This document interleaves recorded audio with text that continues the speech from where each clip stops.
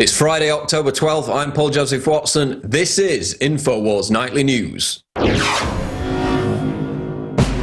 Tonight on the Infowars Nightly News, Turkey scrambles jets to Syria in response to an alleged bombing. Then, shocking news as a man is tasered for having a seizure.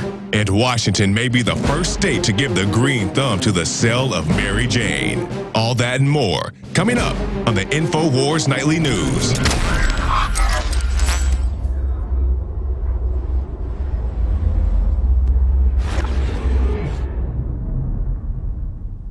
Top story tonight out of Infowars.com. Disabled vet labelled terrorist for investigating cost of surveillance cameras. A 55-year-old disabled veteran was labelled a terrorist by 3 county commissioners after he photographed security cameras at the Elbert County Administration Building in Colorado as part of an investigation, a designation the man claimed was retribution for him filing multiple open records requests.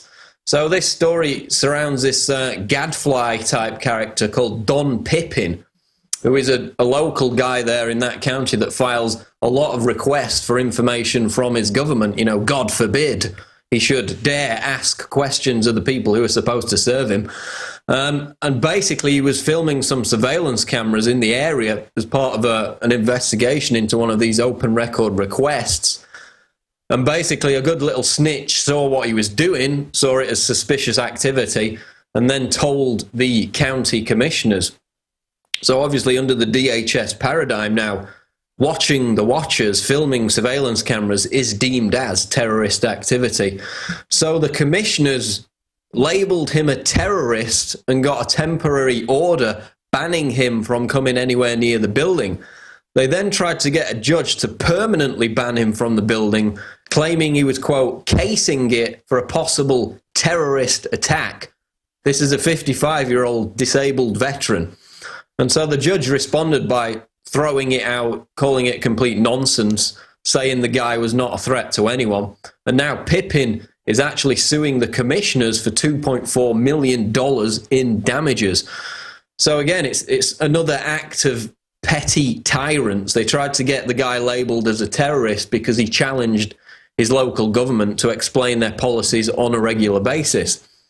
But I guess, you know, under the new definitions being given to law enforcement agencies as part of their training programs, people who, you know, ask questions of government, people who hold popular views, that was one of the designations, they're the new terrorists. Because we had the US Army manual a couple of weeks ago. People frustrated with mainstream ideologies, that was one of the quotes. They're now also potential terrorists. So we cover this angle basically every week now. The war on terror has come full circle. It's pointing directly at the American people, and it's designating people who simply ask questions of their government as potential terrorists. And they did it just to get him out of the way because he kept filing these records asking them to explain their policies. So they thought, let's just define him as a terrorist, get him banned from coming in the building, and he won't be a nuisance anymore. So again, an act of petty tyrants. This guy stood up for himself, the judge threw it out, and now he's suing them for every penny he can get. So good luck to him. Rand Paul backs away from Romney's neocon foreign policy. This is Kurt Nimmo, Infowars.com. On Wednesday, Kentucky Senator Rand Paul issued a scathing criticism of Mitt Romney's foreign policy speech delivered earlier in the week. In August, Paul came out in support of the Republican presidential candidate, much to the dismay of his father's supporters and others who saw him as inheriting Ron Paul's political mantle. Quote, Romney chose to criticize President Obama for seeking to cut a bloated Defense Department and for not being bellicose enough in the Middle East. 2 assertions with which I cannot agree, Paul said. In North Africa and the Middle East, our problem has not been a lack of intervention. In the past 10 years, we have fought 2 full wars there and bombed or sent troops to several other countries. So basically, bravo to Rand Paul. I mean, this goes a long way to restoring some of the confidence in him, because even as the mass media hailed Romney's foreign policy speech as signaling, you know, a huge change from the Obama administration, what Romney actually announced was just an intensification of the same thing. More pressure on Iran, despite the fact that the sanctions have already crippled their economy. and of course more support in terms of heavy weaponry to the glorious Al-Qaeda-led Syrian rebels, most of whom aren't even Syrian.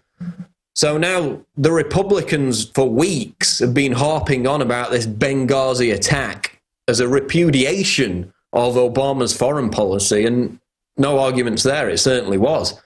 We had the same extremists the US armed and funded through NATO to overthrow Gaddafi, who are now attacking US embassies in the region. But then Romney turns around and says we're going to arm the Syrian rebels, when it's the same people. How can that represent a change in foreign policy when he just said he's going to do the same thing?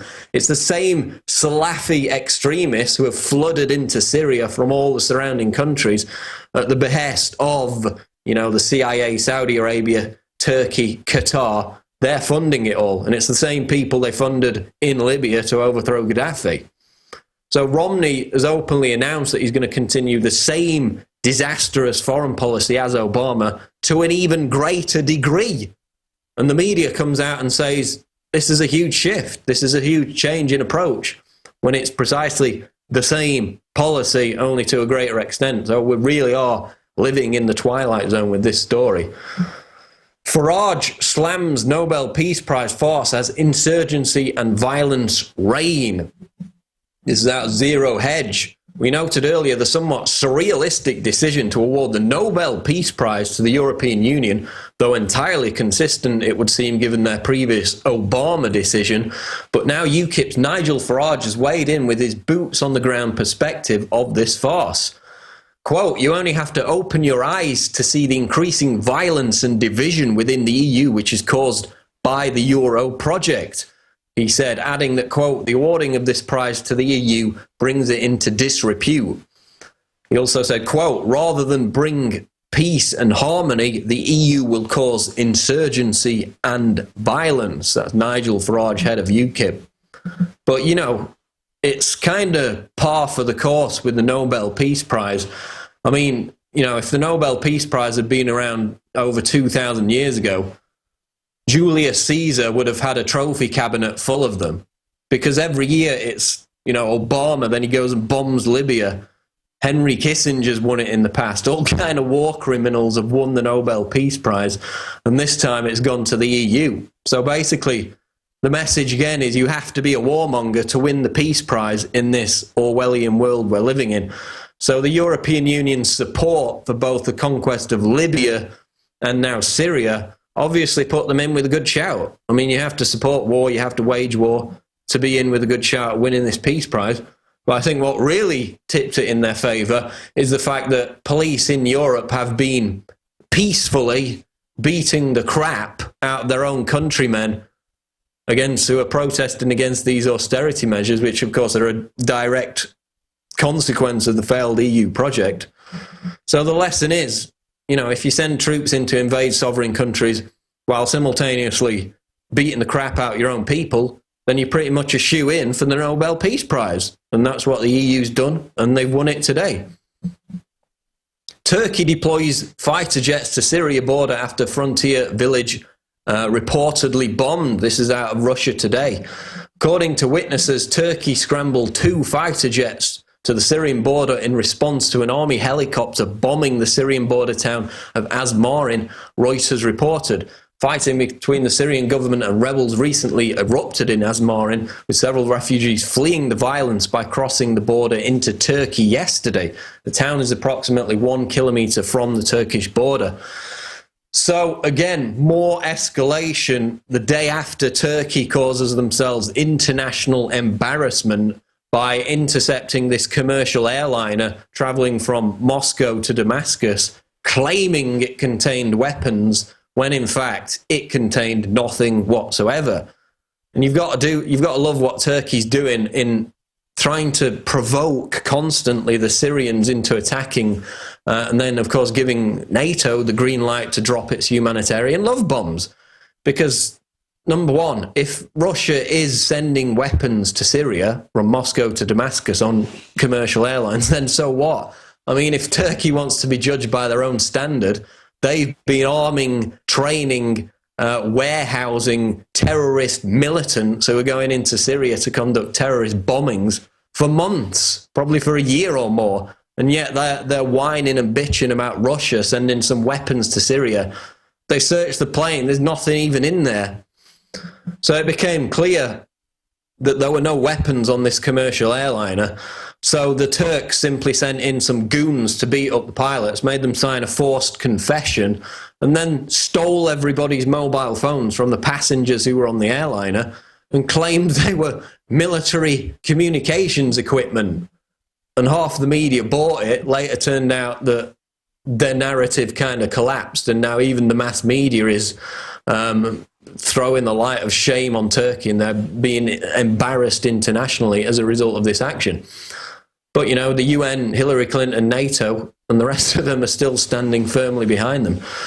So while the Turkish people protest against their own government for this insane belligerence, which, as we wrote on Infowars.com just the other day, is hyping the possibility of regional warfare, the Turks continue to provoke Syria in the hope that they're going to react and that they're going to provide NATO with this justification for the no-fly zone, which is going to, of course, turn into the total bombardment, the style of which we saw last year in Libya. So it's insane. You know, it's only going to end badly for everyone, but Turkey continues with these provocations on a daily basis. AP's Seth Borenstein at it again, claims global warming means more Antarctic ice. Meet the new consensus, the opposite of the old consensus. This is Mark Moreno, Climate Depot. AP's Seth Borenstein is at it again. Borenstein continues to serve in his role as chief apologist for the man-made global warming industry. This time in an October 10 AP article, Borenstein is working overtime to explain away record Antarctic sea growth, ice growth in 2012. As man-made global warming morphs more and more into unfalsifiable science and, quote, extreme weather claims, expect more tortured spin from activists like Borenstein. In a prime example of how the warmists cannot get their story straight, Borenstein's article turns former Vice President Al Gore's Antarctic claims and 60 Minutes claims on their head. So basically this article documents how the claim that record Antarctic sea ice growth in 2012 actually validates global warming science, completely contradicts previous claims and studies made by other global warming alarmists. Because the previous studies, which are cited in this article, state that low sea ice in the Antarctic was caused by global warming. Now the alarmists tell us that, you know, it's record high sea ice in the Antarctic that is also the result of global warming. So basically everything is a result of man-made global warming. You know, hot weather, cold weather, dry weather, wet weather, no volcano eruptions, multiple volcano eruptions, no hurricanes, lots of hurricanes. It's all your fault, and all you need to do is pay that carbon tax directly to Al Gore, to the carbon trading systems that he owns, and that's going to fix it all. And whatever the weather does, it's your fault, and you've got to pay that tax. But because of all this mealy-mouthed propaganda, and with belief in man-made global warming collapsing, the UN, as we've covered before, made that decision 2 years ago in their own blueprint to rebrand global warming as population control. We saw that just yesterday with the Bill Maher story. So now they're using contrived fears about overpopulation, which the UN's own population division figures show that by 2050 we're going to be in a depopulation crisis. They've replaced man-made climate change fears with that contrived fraud. Because as this story illustrates, the global warming mantra has collapsed because these scientists, especially after ClimateGate and all the other scandals, their own reports now completely contradict not only the science, but also each other. And they're scrambling to such a degree that it's all blowing up in their face, and confidence, belief in man-made global warming continues to collapse. Washington could become first state to okay pot sales. This is out of the Associated Press. Washington state is on the verge of becoming the first in the nation to let adults over 21 buy taxed, inspected marijuana at state licensed shops. It might not clear up more than a decade of confusion that resulted from the state's medical marijuana law, or reverse the proliferation of dispensaries, But supporters say passing Initiative 502 on November 6 could make drug laws more reasonable, prevent thousands of arrests a year, and bring Washington hundreds of millions of dollars to help pay for schools, healthcare, and basic government services. So, great news there in terms of ending the drug war, which of course has nothing to do with fighting drugs, nothing to do with reducing the dependency on drugs, because that was never the goal. It's about controlling the supply and the sale of drugs. And of course, the feds are fighting against this Initiative 502 tooth and nail, because it represents a threat to their prison industrial complex, which is built on profits from the illegal drug trade. So we'll continue to monitor that story.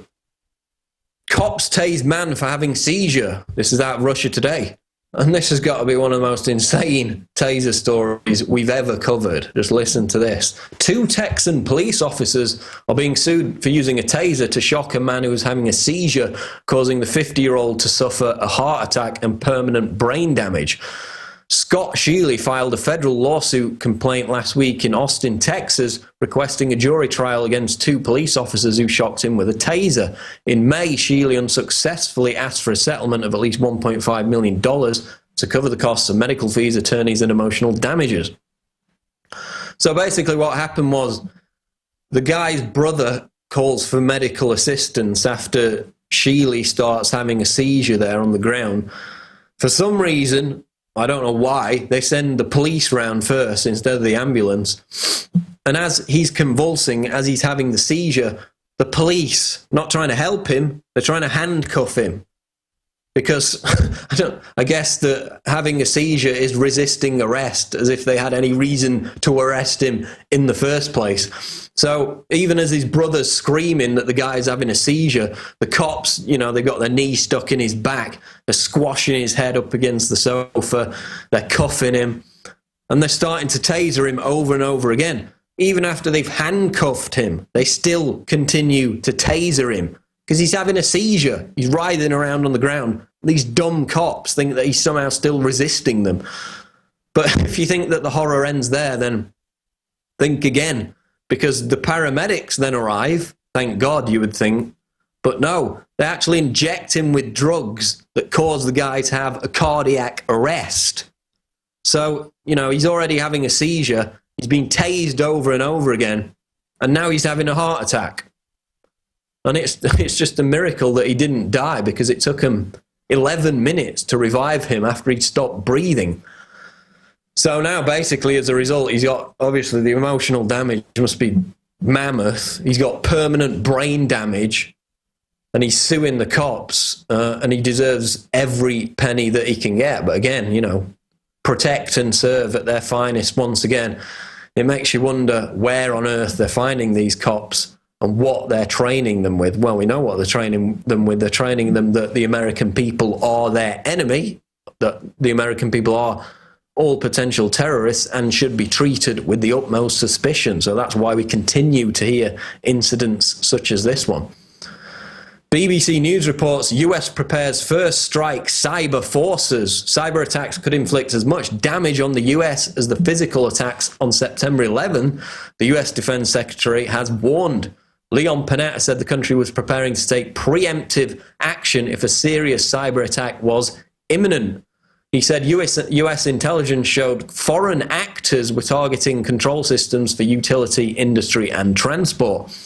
And of course, this relates back to a story from earlier this month. Chinese hackers attack White House office in charge of nuclear launch codes. Hackers associated with the Chinese government attacked an unclassified network of the White House military office during September. The attack, first reported by the Washington Free Beacon, came as the White House nears completion of cybersecurity executive order. You can bet that's a little bit more than a coincidence.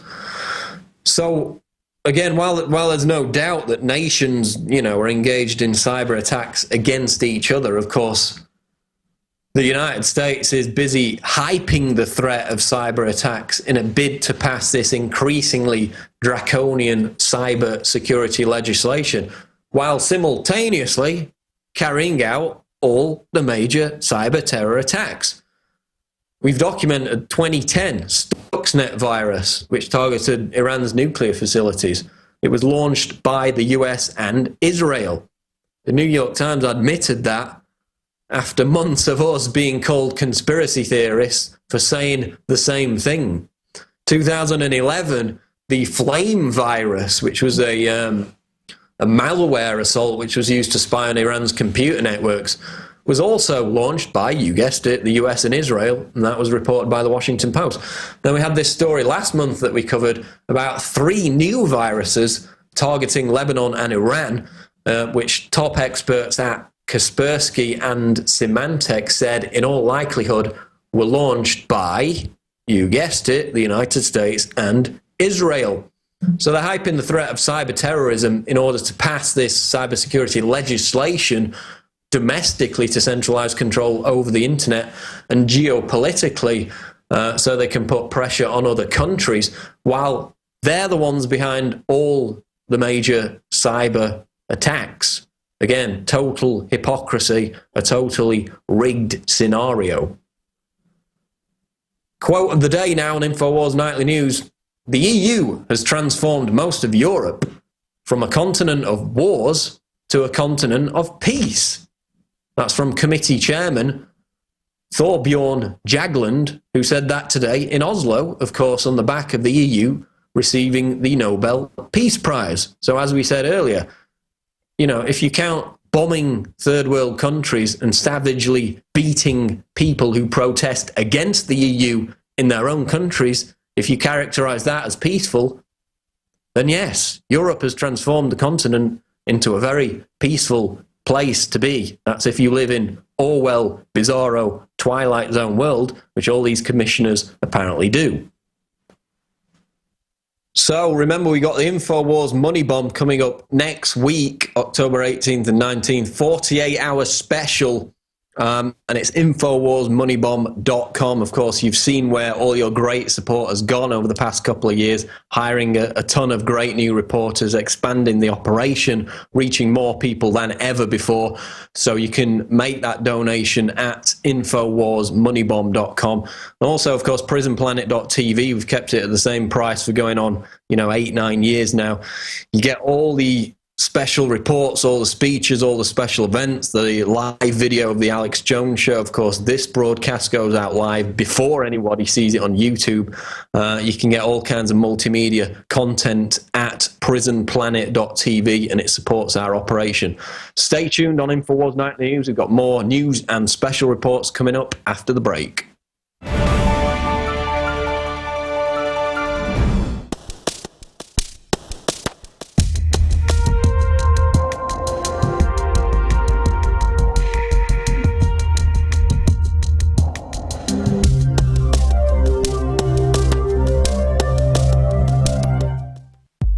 Really enjoy it when the globalists try to poison us, and well, we resist them via a free market system. Hello, my fellow Info Warriors. Alex Jones here, introducing you to the ProPure family of gravity-fed filters. Now, you know that the globalists are filling our water with radioactive isotopes, fluoride, lead, mercury, arsenic. And one of the few systems that can efficiently and economically remove or reduce down to non-detectable levels these poisons are gravity-fed filters. And ProPure is the top of the line. Their filters are impregnated with silver, a natural antibiotic. On top of that, they're bigger, so they filter faster. You don't have to prime these the first time you use them. It's amazing. Go to Infowars.com and click on the shopping cart link to see the entire family of these babies. Now, the fluoride they add to our water is so tiny that most filters can't cut it out. But ProPure has their system that will, again, reduce it to non-detectable levels, almost get all of it out of there. That's also available. And if you look at the different systems they offer, the ProPure Big Brush Finish is on a stand, so it's easier on a table or at your restaurant or wherever you have it to go up with a glass or a mug and fill it up. Then there's this big baby right here, the ProPure King large version. Got a lot of different options that come with it. Also, they have the ProPure Big, probably one of the best values out there. And of course, it's burnished stainless steel. And then what I use on my RV, something that's great for your hunting cabin or the back porch, is the ProPure Traveler. Small and portable, but packs a huge punch, cleans out all that garbage. They also have a glass sight spigot, so you don't have to take the top off and look in the bottom area to see how much water. You can see how fast it's filtering with this optional system. The globalists obviously are hitting us through our water. It's time to take control of our lives. It's time to not give our children and families these poisons, and these systems cut it down to non-detectable levels across the board. ProPure is the name. I only promote what I believe in, and I use ProPure in my home and my office. And I recommend that you check out the information on ProPure at Infowars.com. We already have the lowest price at Infowars.com on the ProPure gravity filter system. But when you add in the 10% off when InfoWarriors use the product code WATER at Infowars.com, nobody can top it. So again, it's a win-win-win. Stop drinking the poison water, checkmate the globalists when it comes to your health, and support Infowars.com and the work we're doing here. You know, many revolutionaries rob banks and things and kidnap people for funds. We promote in the free market the products we use that are about preparedness. That's how we fund this revolution against the New World Order in our move to restore our constitutional republic and the spirit of 1776 worldwide. Check it out at Infowars.com. ProPure, top of the line, #1, most powerful and effective and economical gravity-fed water system in the world. ProPure, available, discounted at Infowars.com. Don't forget product code WATER to save 10%. It's the latest generation, years in development. ProPure is the name.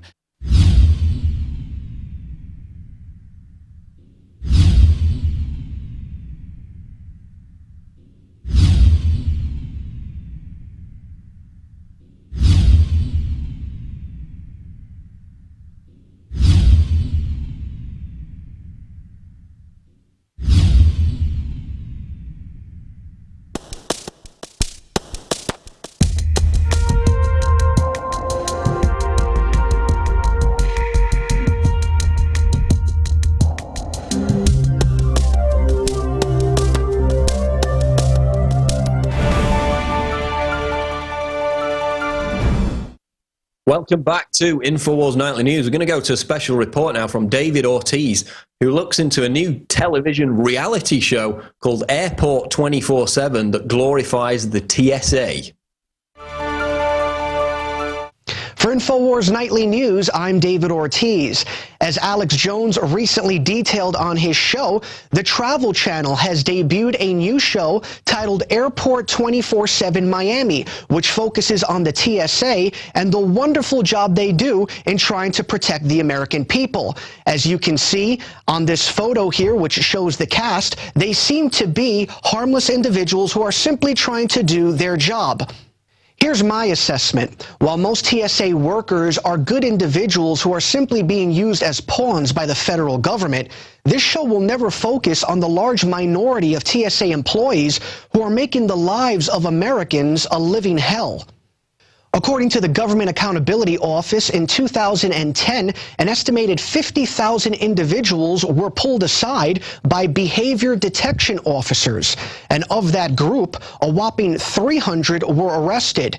However, of that group, none of them were deemed terrorist. But don't tell that to this cast member.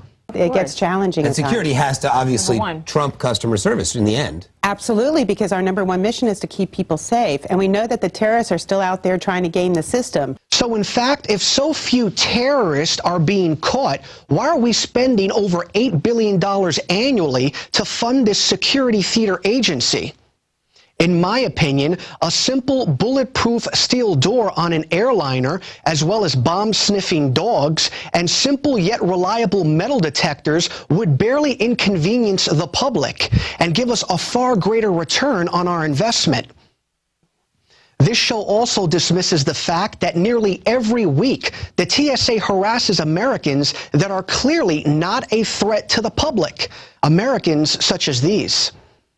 Michelle Dene tried to do everything right for one of the last trips of her life, but says TSA humiliated her. I had 5 total bags of these. Danae is dying of leukemia and carried a large amount of prescription drugs through SeaTac last week for a trip to Hawaii. She called Alaska Airlines ahead of time for a wheelchair and to ask how her medicine should be separated for the security line. I did everything they asked me to do, so I didn't think it was going to be an issue. But during the screening, she says nothing went right. A machine couldn't get a reading on her saline bag, so a TSA agent forced one open, contaminating the fluid she needs to survive. Because of organ failure, Danae also has feeding tubes into her stomach. She says agents made her lift her shirt to pull back the bandages. The pat down at Dallas Airport was completely different than the one I got at LAX. And I'm sure this woman was just doing her job, but she actually touched my vagina. And so I think that's why I'm crying, and that's why I'm so emotional, because I'm already so upset that they're making me do this, making me choose to either get molested, because that's what I feel like, and or go through this machine that's completely unhealthy and dangerous. On the heels of this show being unveiled, the Travel Channel, which is normally a fun and harmless network, is also debuting a new show called Baggage Battles. What viewers won't find out watching this show is that a lot of, quote, baggage battles could have been prevented had the TSA not stolen your stuff, a crime that former TSA employee Pythias Brown says occurs frequently. I can estimate maybe have been about 200 grand a year, maybe more, for about 4 years. $800,000? Yes. Worth of items that you stole? Yes. Out of luggage? Yes. So the bottom line here is the Travel Channel is mostly an entertaining and harmless network. However, this season they have dropped the ball by promoting a deeply flawed agency. And remember, if you want to hold the TSA accountable, partake in our Opt-Out and Film campaign, which is taking place from November the 19th through the 26th. Reporting for Infowars Nightly News, I'm David Ortiz. Going to go to a special report now from Dan Bidondi, of course, with the flu season about to be in full swing. The new round of vaccines they're going to use to target you and your children. And Dan's going to show you some material which you can use to inform yourself on this important subject. Hi, this is Dan Bidondi reporting for the Infowars Nightly News. Summer has come to a close as we move rapidly to the fall season. It's time for big propaganda by Big Pharma to make big money. This scaremongering is what the mainstream media calls the flu season. This is a time of year that you will see commercials on your TV, signs at pharmacies, and even at Walmart to say, get your flu shots now. You will be bombarded with propaganda by your doctors, your children's schools, and in some cases, even your employer. They will tell you that it is not only mandatory, but a policy, when in fact, there is no law. And the London Telegraph reports that flu jab linked to fits under 5s on over 110,000 children were linked with a 10-fold increase in fits. And doctors should stock alternative vaccines for under 5s who are due to have the seasonal flu vaccine this winter. The action is being taken as a rate of convulsions caused by high fever among children in Australia given the jab was 10 times higher than normal. Up to 1 in 100 children given the jab suffered cerebral convulsions in the following hours and days. And it goes on to say that seasonal flu vaccines contain 3 strands which have been identified by the World Health Organization as the most common in circulation that year. This year, the vaccines contain the pandemic strand H1N1. And ABC News reports that whooping cough vaccine protection short-lived studies warn. And they're saying that experts urge Americans to protect themselves with booster shots. Protection against whooping cough declines during 5 years after vaccine is given to a 4 to 6-year-old child, a new study suggests. That's a lot of vaccines at 6 years, folks. An outbreak of whooping cough in California led experts to conclude that the current DTaP vaccine for children has not worked as well as older versions from nearly 2 decades ago, according to the new study in Thursday's New England Journal of Medicine. Whooping cough, formerly called pertussis, is deadly for infants, with outbreaks occurring every few years despite vaccinations. Again, despite vaccinations. Now here they are, warning you that the vaccines don't work, but go on to say Until then, the current vaccine is safe and effective. It just doesn't last as long as we would like. And parents should know that some protection is better than no protection. That's a contradiction. How about no vaccine is better? Speaking of schools, GlobalGazette.com is reporting that flu clinics scheduled at school functions. The Cerro Gordo County Department of Health will offer school-based flu clinics at various school functions. It's a convenient opportunity for the whole family to get vaccinated against the flu, said Karen Crimmins. She also states that we plan on to offer both the shot and the missed flu vaccine at these clinics. And this also goes back to 2010. ABC reports, family, school gave daughter H1N1 vaccine without consent. A California family said a school violated their right to choose and jeopardize their daughter's health by giving her the H1N1 vaccine. Parent Jose Gomez said he made it very clear in the consent form that he did not want his daughter to be vaccinated, but she was anyway. And it states that last week Martha was pulled out of class, and during an on-site clinic, she was given the vaccine. And we just talked about the on-site clinics. And Martha said, the daughter, I was very upset because nobody did anything when I said no. And Martha said she told a school security guard and a nurse who administered the shot that her parents were against it, but was told they had probably changed their mind. Unbelievable. And speaking of exemptions, folks, a report from Melissa Melton, our very own lovely reporter from Infowars.com, reports that New Jersey attempts to strip parental rights with vaccine anti-exemption bill. And it's reported that Senate Bill 1759 was approved 6-2 by the state's Senate Health, Human Services, and Senior Citizens Committee last week. The bill would place a greater burden on parents to clarify a valid reason for not wanting their kids to be vaccinated. It would define and further restrict what the definition of a valid reason is, limited options for opting out. That, folks, that is against parental rights. And it's not only the children, folks. Now they're going after the senior citizens. And this next report by alpha.org states that federal advisors say enhanced flu vaccine may suit seniors. The CDC, known as the Center of Disease Control, appointed Advisory Committee on Immunizations Practice says a new, more powerful flu vaccine should be considered for nation seniors. And in the article, they state that called Fluzone High Dose, developed specifically for seniors, the vaccine has quadruple, that's 4 times the amount, folks, of immunity-building antibodies as standard influenza vaccine. In other words, 4 times the mercury, folks, 4 times the poisoning. And they state that each shot will be about $25, which is nearly twice the cost of the standard vaccine. Now, why do they want to poison the seniors even more? Could this be part of the Obama's healthcare end of life program? Big Pharma creates resistant tuberculosis white plague.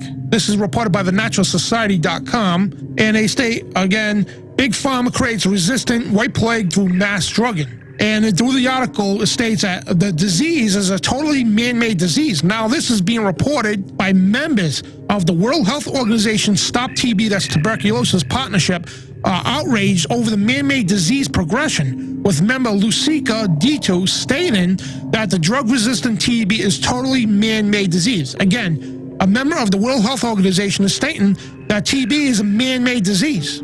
So they manufacture these diseases so you can take the vaccinations. And parents, if you think getting your children vaccinated is going to protect them against everything, well, the latest research shows vaccinated children are more chronically ill than non-vaccinated children. And this is reported from naturalnews.com. And the article says that research has shown that vaccinated children are more chronically ill than their non-vaccinated counterparts. According to the CDC, the number of vaccines that are given to the children has increased more than 3 times in the last 29 years. In 1983, the children were given 10 shots from birth to 6 years of age, compared to 36 to 38 for the same age group in 2012. And it goes on to say that vaccines can carry with them very serious side effects, ranging from mild complications such as fever or rash to major issues such as seizure and death. Children who are lucky enough to evade any major difficulties can carry with them health problems that will last for the rest of their lives. Folks, this is a very important issue that must not be ignored. Be responsible as a parent and for your own health. Do the research. Arm yourself with the truth, so when you are confronted by a vaccine pusher, you can just say no. You and your child's life depend on it. In part 2 of this special report, we will reveal statistics that Big Pharma and the CDC use to justify poking you with the vaccine. I urge you to purchase this book, Don't Vaccinate Before You Educate, by Mayor Eisenstein. All the information you need to know about child vaccinations. It's available right now on InfoWarsStore.com. And this is Dan Bedandi reporting for the Infowars Nightly News. That's going to wrap it up for the news section of Infowars Nightly News. Now, if you're into the Second Amendment, you'll be sure to want to watch this piece. Matt Williams is talking with Adam Morehead from Legion Firearms. Let's go to this interview. Thank you for joining us on a special report for Infowars. My name is Matt Williams. I'm a firearms expert, gunsmith, firearms instructor, and definitely a firearms aficionado. Today we are here with Legion Firearms.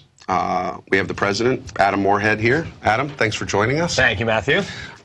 We have your leading product, the LF-15C. The LF-15C is by far one of the most outstanding rifles I've ever seen in my life. The performance of it, the accuracy of it, just the final touches that everyone looks for. Maybe you could tell us a little bit about Legion, your history. Why did you guys come up with the idea of starting a manufacturing company? Sure, Matt. Some time ago, my good friend and I, Jamie Waymeyer, were sitting around just talking about firearms. He and I used to go shooting, him and his buddies, and mainly we're shooting military products. They're all ex-Army guys.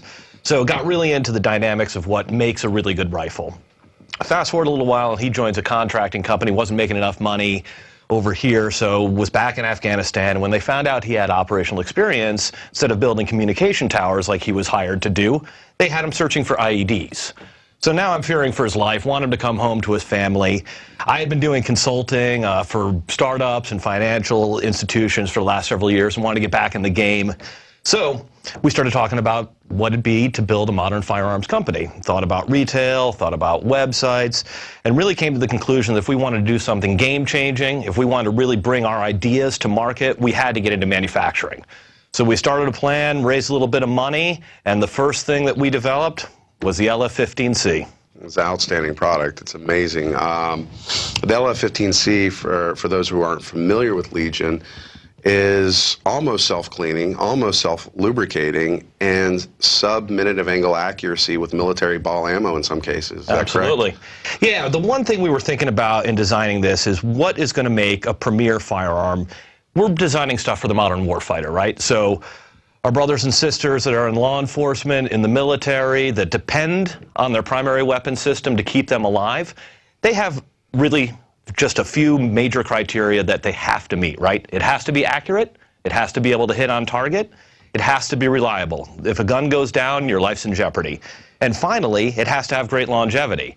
So you look at a lot of guns out there, they jam up easy, the fit and finish isn't what it could be, they get corroded or they get carbon buildup, and that makes for an easy failure. Or to extend the life of it, they'll use, cold hammer forged barrels, which are great, nothing bad about them, but they're just not as accurate, right? So we really endeavored to take every piece of the weapon system, go through it piece by piece, and optimize it so you can eliminate a lot of those failures and have much better accuracy. Yeah, without a doubt. I remember going to your proving grounds and just being astounded that the level of accuracy that was coming out of this was indeed an M4 platform and not a bolt gun. Right. For most parts, I've only experienced that out of the more modern bolt guns like the Remington 5Rs and stuff like that, and the higher upper echelons. To see a platform, an M4 platform, be able to deliver this kind of service and dependability to its operator is just unheard of almost. So it's an amazing product. How did you get into the civilians, to the civilian market? Or is that usually what is driving the force? Well, it's funny. So civilians want to use what the operators are using. Right. But the operators often will end up using what becomes really hot in the civilian market. So we knew that we had to be in both. But it's not just about that. It's also about getting people into shooting, right? Right. So Legion Firearms, we always want to be a very inclusive company. We want people to come out and experience what it's like to go shooting. Shooting's fun, right? So even if your life doesn't depend on this as a way to make a living, it's really fun to go punch holes in paper or shoot at steel targets, go to carbine training classes, learn how to shoot, get new accessories, optimize your weapons platform, it's a lot of fun to go out on the weekends and shoot, and we want everyone to be able to experience that. Absolutely. I mean, a lot more states are starting to allow the 5.56 as a hunting cartridge. Here in Texas this year alone, they actually allowed suppressors to be used for hunting, which I think is awesome. Yeah. Why disturb the wildlife while you're hunting them? I think these are excellent platforms for that very thing. Maybe we could start on little pieces and examine what is the root cause of the level of accuracy. How did you manage to bring this level of accuracy to the consumer? Sure, absolutely. Just to go over a little bit of this weapon system. Now, the M4 platform has been around since 1957. Eugene Stoner developed this to be a very easy-to-use weapon system, accurate. And if anyone knows their history out there, in Vietnam they experienced some problems when they started putting some different ammo in it. But otherwise, he created a very good weapon system. What we wanted to do, like I said, make it more accurate, better longevity. Now, accuracy mainly has to do with the barrel.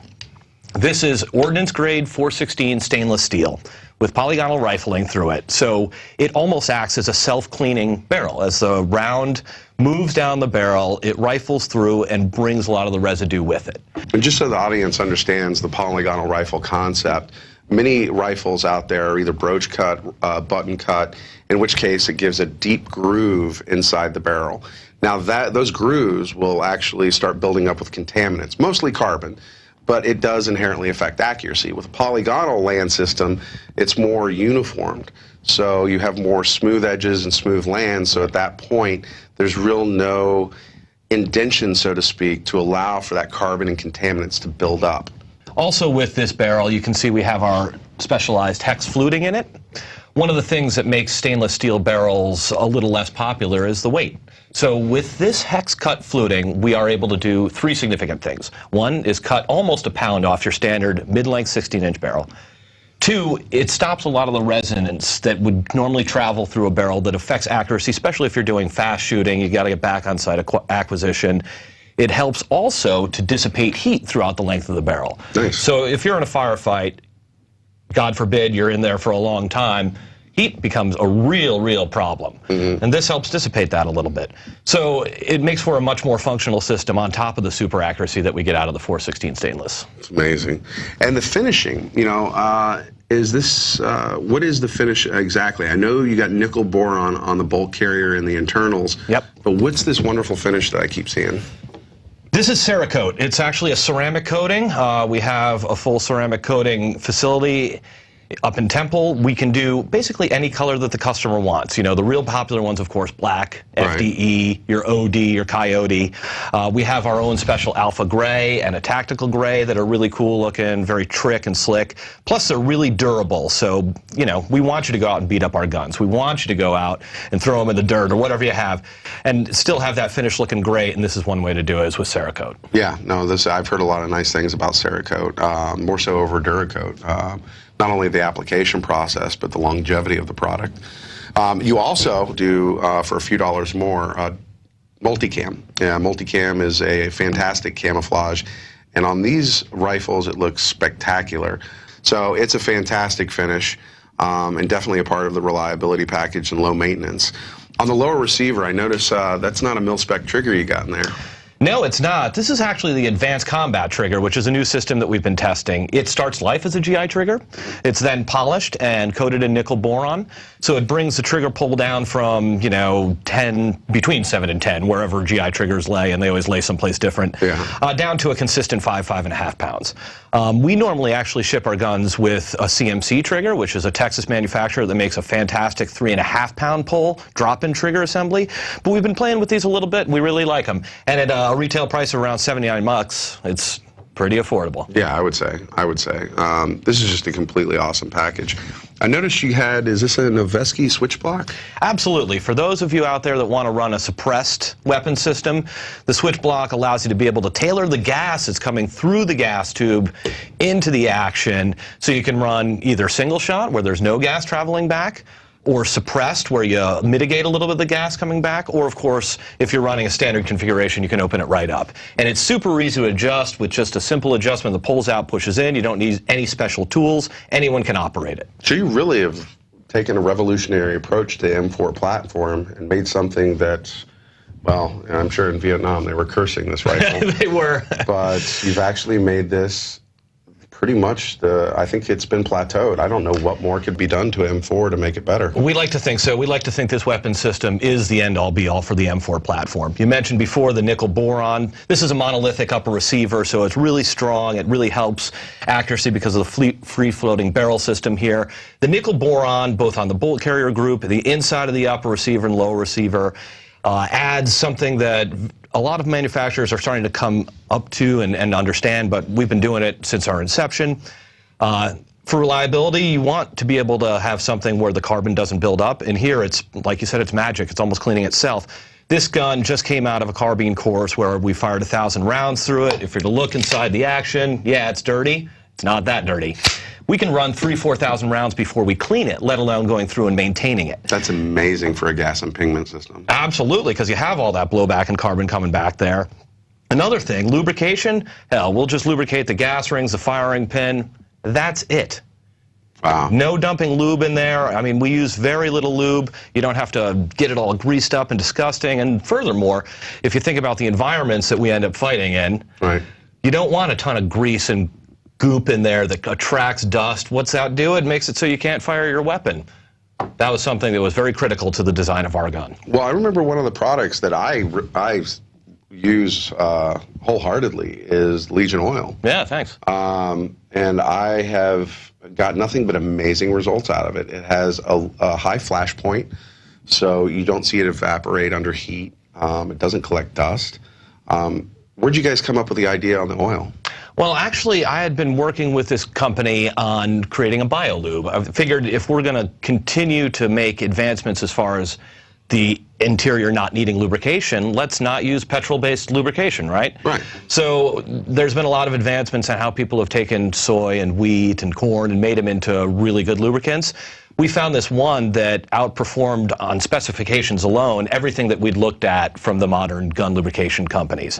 So we ordered a batch of it and started playing with it, and like you said, it's amazing how well it performs. Yeah, I've been a huge fan of the product, and you know, nowadays everyone's so used to smelling hoppies or stuff like that. They smell the Legion, they're like, what is that? You know, what's that oil in, or what's that smell? And I'm like, that's Legion. So finding a lube that can survive up, where I myself am shooting thousands of rounds downrange and don't have a weapon seize, there's only 2 lubes that have been able to do it, and Legion's is one of them. That's awesome.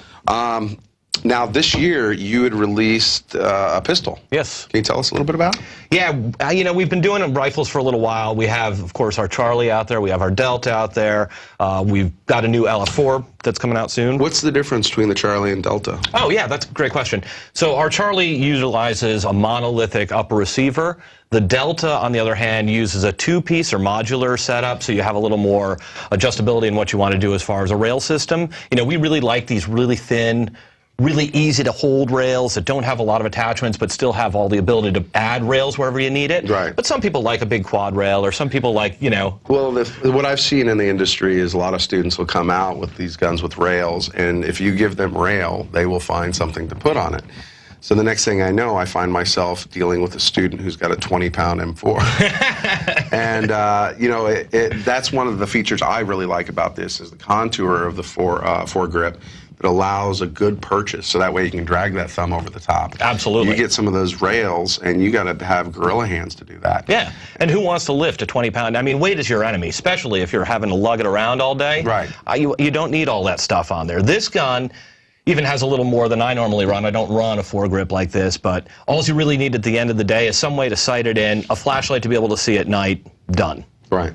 And weight, you know, this gun without the optic or the flashlight or the grip is about a 7.2-pound gun, which is lighter than pretty much all of our competitors out there. But what about the D model? The Delta's even lighter. It comes Really? in at 6.8 pounds. Wow. Yeah. That's impressive. Yeah.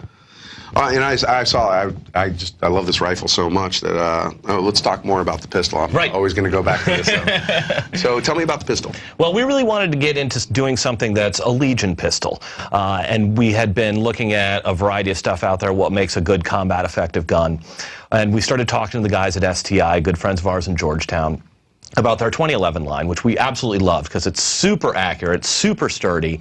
But they were primarily a race gun manufacturer, really tight tolerances. It's cool. But we wanted to do something different. keep in mind, we're building guns for combat. Right. So a combat effective 1911-2011, what does that look like? Well, if you look at our pistol, we put the custom dual-sided serrations in it, so it's really easy to operate the action on it. Did a threaded barrel, so you can attach a suppressor easily to it. Custom stippled the grips. Did the lanyard mounting on the extended magwell. Large capacity magazines. Optimized the tolerances and made them tight where they should be tight, but kept them loose where they should be loose. So you don't have to run 1,000 rounds through it before it'll actually cycle correctly, which to us is crazy. And then, of course, optimized every component in it like we do with any Legion product. Cryogenically treated springs, nickel boron, the bushing, the slide, the frame. So you get the same kind of longevity, you get excellent accuracy, and it's really sturdy. If you've seen our YouTube videos where we're throwing it in the dirt, seen us on Facebook, or you came out to our proving ground, if you remember that pistol line, you know, Rome would be sitting there letting someone shoot it. He'd take it, throw it in the dirt, pick it up, put a mag in it, and put it in the next person's hands. And would that thing shoot? Hell yeah. How many rounds did you guys get out of that day? You know, I don't know. If I were to take a guess, there'd be well over 1,000 rounds through that one day alone. And we put probably 8,000 or 9,000 rounds in it prior. Wow. Yeah. Yeah, because I actually came up there just to shoot the pistol. I love rifles. As an instructor, I find that, you know, if I'm going to provide a service, I want to be one of the best. And that's why I stick to pistols, because I'm confident of that. Rifles is something I'm learning, more so that I've never been a true warfighter overseas and whatnot, and have the level of experience that a lot of people in this area do. But I'm starting to get it, I'm starting to love it, and Legion is something I absolutely love. And you guys are doing all sorts of products. You guys are selling other retail products, so this way you can retrofit these from the factory and drop it out of box ready to the consumer, right? Absolutely. So you, what are some of the other products your company carries? Well, we do a lot of stuff, and it's not just about the weapon system. Recently, we designed a tourniquet pouch. Our good friend Jason Crosby and us worked together with First Beer to do basically with an admin tourniquet pouch. Once again, an essential thing for a firearms enthusiast, particularly if you're a warfighter, but I think everyone should have one. If you're out at the range, let's keep in mind, folks, this is a deadly tool, right? Absolutely. It's meant to be lethal. Accidents do happen even for the best of us, and everything we do to create safe shooting environments for our students, right? But nonetheless, something can happen, right? And having a tourniquet pouch, a first aid kit like our the dark pouch that we carry from Dark Angel Medical are essential tools to keep you safe. We also like to do little fun things, but as far as our weapon system development, we've got new rail systems coming out. We've got a new Gen 3 upper receiver coming out. We've got a charging handle coming out shortly that's ambidextrous, much like this. So we're really going through and optimizing each end of the weapons platform, and more so, even with soft goods, it's all about the gear you carry to make your shooting experience better or safer. So Legion is basically always going to be propelling itself to be on the cutting edge of technology. Absolutely. Dude, that is awesome. I want to take this and go shoot it in the parking lot. I don't think our neighbors would appreciate that. And then you got some debuts for SHOT Show. We've got a lot of cool stuff coming out, and actually we've had a couple of things come out in the last month. You had mentioned that suppressors now are legal in Texas. Hey, hogs are a big problem out there. Hog hunting is really fun. The best time to do it is at night. Get out your night vision, put a suppressor on your gun, go shoot some hogs. Our muzzle brakes on these are battle comps, so they're suppressor ready.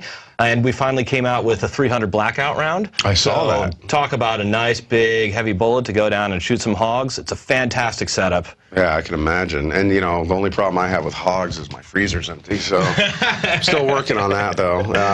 I figured I'd let a cold front come in and kill off the ones that aren't so healthy. Right. But you mentioned SHOT Show. We've got, we're prototyping a 7.62. We've been talking about it for a long time, but it's kind of a battle rifle concept. We'll have that out there. We'll be doing some interesting things with a different pistol line, more of a standard semi-automatic that I can't talk about yet, but you will see it at SHOT Show. And we have a couple of new rifle assemblies. I mentioned our Gen 3 rail system and upper receiver coming out. They'll be ready by SHOT Show, too, and they're game changers. Even lighter, even more functional. Very cool stuff. That's amazing. The 308. I'm standing in line for one of those. There's no way I'm going to let one of those slip my hands. So, what is you know, Legion's purpose? I mean, what are your feelings? You know, so many people think, And these are more non-shooters. You know, there's 80 million gun owners out there, averaging about 3.6 guns each. So that's a lot of guns out in American hands. And it's our constitutional right is to support that Second Amendment. Some would rather pervert it. And, you know, the thing is, you know, we should all have access to these things, not only for self-protection, but just for liberty in general. Some of the best guns in the world are the ones you don't have to fire under terms of stress. So what's Legion's position as far as, you know, civilians owning what some would call a military platform? Right, and I think that's a great question. Now, if you look at the life cycle of all guns, the history of firearms generally, most of them, I'd say probably 99.9% of them, started out for military application. So even the modern hunting rifle, bolt rifles that people love now, they started out in use in World War I, right? So it's very much the same weapons platform. I think you're going to see a lot more black rifles in hunters' hands. 5.56 round or 300 blackout, 7.62, they're all highly effective hunting rounds depending on what you're shooting at, right? So hunting is one thing, sporting is another. There's been a huge growth in the competitive shooting industry out there. Man, it's great. You see shows like Top Shot. You see people getting into 3-gun or pistol shooting competitions.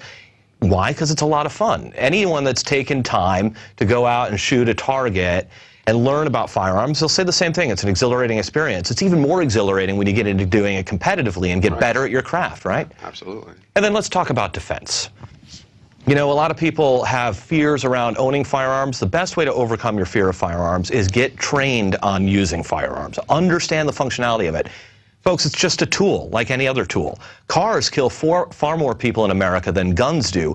You don't see anyone going out and banning Priuses. Right. You just have to learn how to use an inanimate object in a safe and controlled way. Right. So I think it's very important for anyone to get out there that's interested in defending your family, interested in having fun on the weekends or days off, or that depends on one to save people's lives.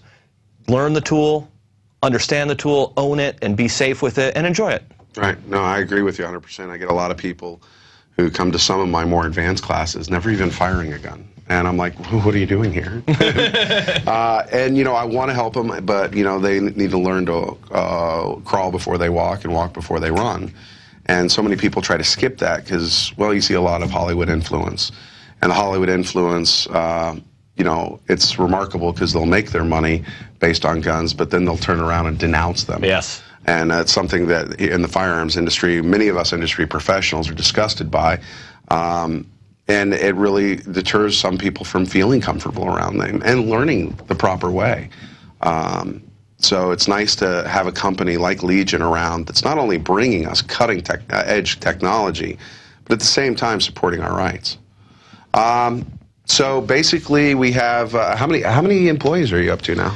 Well, there's 6 of us at the Legion family. Right. We're constantly growing. We've been on a pretty fast growth spurt ever since we debuted a lot of the stuff at the last SHOT Show and got a lot of people really interested in some of the innovative stuff we're doing. So we're really pleased with our growth. Nice, nice.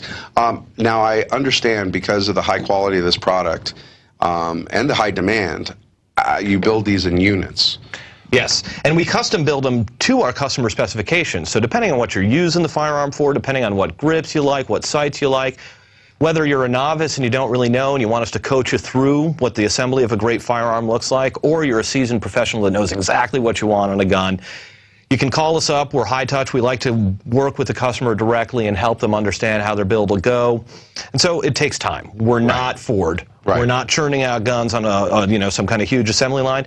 We're making these with love and care, hand building them, hand coding them to customer specifications. So it's a process. Yeah.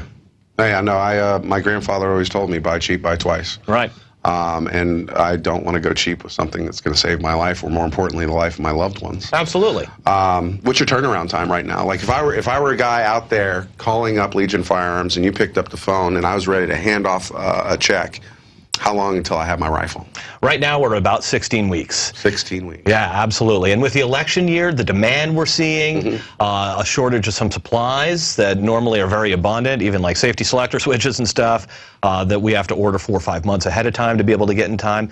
Yeah, it's really made it a challenge, but it's been great. Our customers have been really supportive about it, and a lot of our competitors are now 9, 10, 11 months out. Yeah, oh no, I was checking some of the other competitors, and sometimes a year. Yeah, it's crazy. And it's just everyone is getting to guns. I mean, last year we were at 70 million. There's something like 5 to 10 million new gun owners just in the last year alone. Wow. So to see that kind of volume, to see those the Americans getting more understanding that, listen, you know, law enforcement's there to try to protect you, but unfortunately there's a downtime there, and 4 or 5 minutes for response allows a lot of damage to happen to you and your family. And if you don't take personal defense seriously, you're putting your life on hold, literally. Right. You can't depend on law enforcement to protect you. That's really not their job. Yeah. They're there to catch criminals when they do a crime. Right. And so what do you do in the interim? Try to prevent it. Absolutely. And the only way to do that's get in the fight. Mm-hmm. So it's a remarkable product. I enjoy everything that comes out of your guys' shop, and I'm just going to try to figure out how I can con you out of this before you get out of the studio.